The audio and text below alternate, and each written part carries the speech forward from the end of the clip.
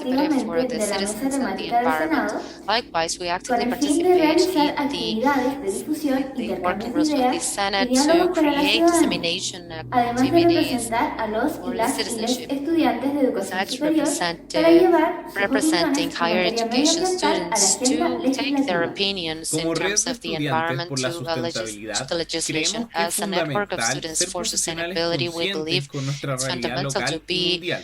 professionals aware of our local and international reality, which is why we are united to build more fair societies and more responsible, committed to the planet and social rights. Hola a todos y todas. Me llamo Joseph Julca Mendoza. Soy Hello, biólogo everyone. marino de la Pontificia I Universidad am a Católica marine de Chile biologist y from también the presidente Catholic para Chile University de SOA, Chile o and Sustainable Ocean also Alliance, a la president of organización de jóvenes líderes Sustainable por el Ocean océano más Alliance, grande a nivel Association mundial, of que students justamente busca cultivar ideas de worldwide acelerar that soluciones en el tries campo de la to salud y nurture sostenibilidad del ideas océano. and promote Para ello, solutions contamos in con dos programas, los sustainability and cuales health están of the alineados ocean. con los We have objetivos del two ODS programs that 14 are aligned with de las the Naciones Unidas, o también SDG number conocido como el 14 of the ODS de United vida submarina, Nations con el fin de conservar for y utilizar de submarine forma sostenible life, todos los underwater recursos life. marinos de los que And disponemos. El primero es un the programa first de one liderazgo is a oceánico que busca program empoderar a of todos ocean nuestros leadership that aliados para tomar seeks to acción y empower all of convertirse en our los líderes que el allies to océano take necesita. action and become Mientras the que el leaders that the segundo ocean es un needs, programa de while the aceleración de second soluciones is a oceánicas program que of busca apoyar acceleration a the las oceanic personas solutions that con las intends to ideas y support soluciones más people brillantes alrededor del with mundo, the solutions enfocadas and the en most brilliant mejorar ideas la around the salud del world océano. focused Esto on impacta improving the positivamente health of the nuestra ocean sociedad, with a ya que positive impact justamente on our busca empoderar a society los y las más jóvenes because en we temas y try problemáticas to oceánicas, empower the así youth como in también oceanic entregándoles issues las as well herramientas as to necesarias y provide suficientes them with the necessary para poder tools potenciar y to desarrollar aquellas soluciones que thrive and pudieron en algún develop momento those haber partido solutions that como una simple could have idea, started con el as a fin simple de idea contribuir al bienestar with del the purpose océano, of contributing to de the sí, health of the y es ocean. por eso que el trabajo en ello también resulta sumamente importante, That ya que is no why solamente se working on trata this de is desarrollar extremely important líderes because it's not only o about potenciar developing soluciones, sino leaders que también de or que estos sean promoting capaces de solutions, trabajar de but forma also that unificada these y are able colaborativa to unos work con otros alrededor del evenly and mundo, sin importar dónde se collaboratively around the encuentren, world, así como también no con la matter where they convicción de que es are. posible Also, with llevar the y belief that sacar it's adelante sus possible ideas por un futuro mejor, to no solo por el bien del océano, sino make que their también ideas a reality for a better pensando world, not for the en well being todos of y the ocean, todas but also quienes habitamos thinking este about planeta. everyone who inhabits this planet.